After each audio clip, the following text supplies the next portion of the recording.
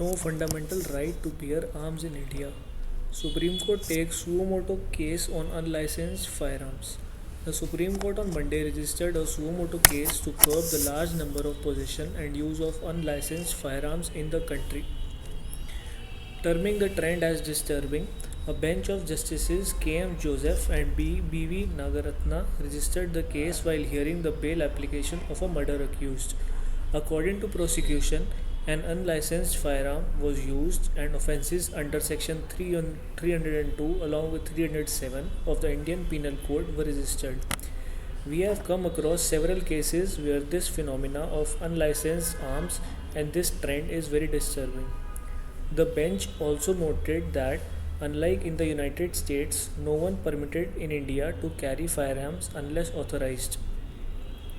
If this issue is left freely, then it would be a huge blow to the rule of law, the bench observed. The bench then asked the state of Uttar Pradesh to place an affidavit on record regarding the number of cases registered on the use and possession of unlicensed firearms and to list the steps to put an end to this trend.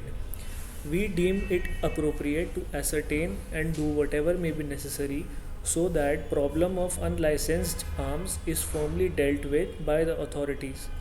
The respondents state to place an affidavit as to the number of cases registered under Arms Act or any other law enabling it on use and possession or any other aspect related to unlicensed firearms. Affidavit shall be placed on record within 4 weeks by the DGP of respondent state.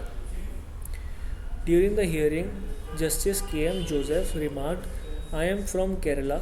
This is unheard of there. There are very few cases are there.